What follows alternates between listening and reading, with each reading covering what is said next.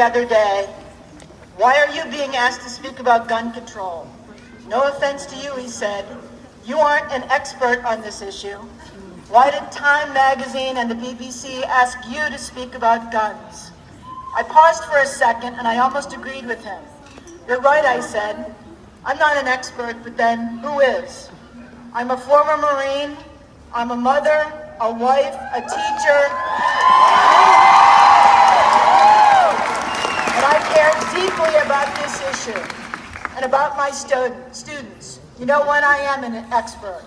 I'm qualified on the M16 and the .45 pistol.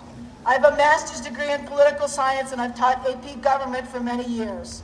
I've followed the gun debate and gun legislation.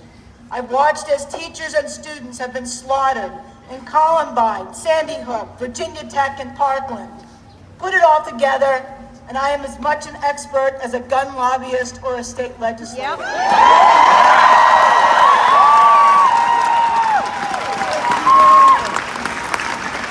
And yet, I'm more than an expert. I'm a target.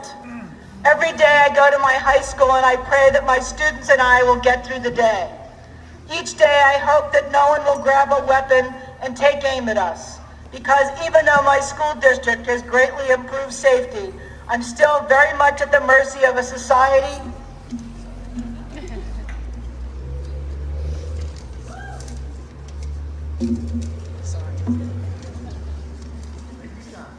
and a government that have chosen to protect the Second Amendment rights of the few rather than the right to life of the many. Yep. Yes!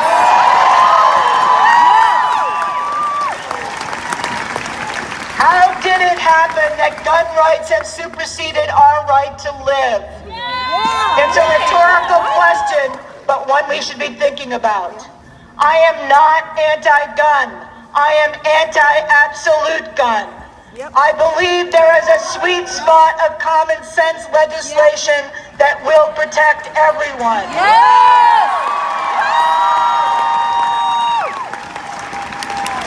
And we need to work toward achieving that sweet spot. At the beginning of every school year, I ask students to form a human ideological chain on gun rights. At one end stand students who believe there's an absolute right to have any weapon on earth, machine guns, anything. At the other end stand students who believe that no one should have guns. Guess what? Very few students stand at the polar extremes of this gun debate. Most students stand in the middle of this ideological chain. They reflect their parents, who believe there is room for compromise and room for agreement. So why can't we agree? We can't agree because we have framed this argument as pro-gun versus anti-gun. That is wrong. This argument for me is school safety or no school safety.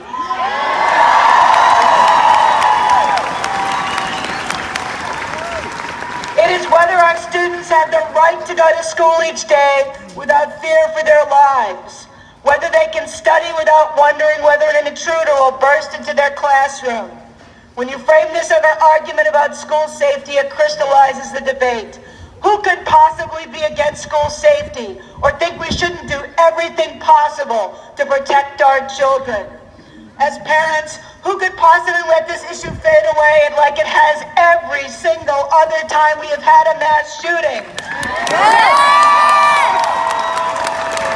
No parent would ever take for granted their child's safety. So what can we do? Let's put everything on the table. Maybe we do need a policeman stationed at every school. Maybe we do need to increase mental health funding to screen kids in trouble. And maybe, just maybe, we need to ban military weapons from being sold.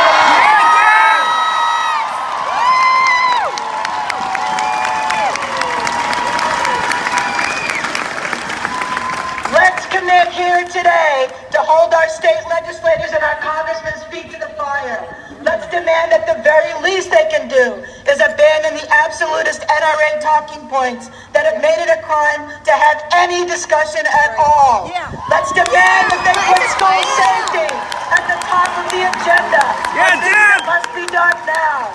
Let's insist that not one more child be murdered in a school.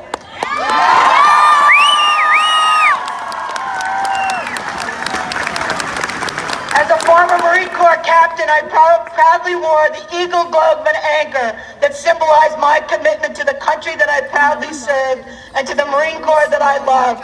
I carried weapons by the very grace of God I never had to use.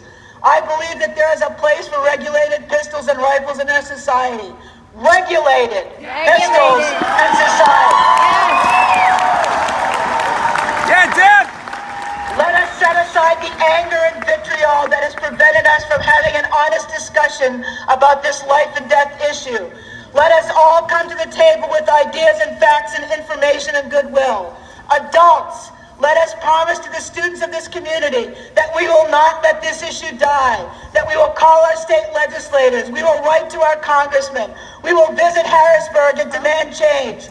We cannot allow a few bereaved students from Parkland High School to carry our water. We must be the change we wish to see.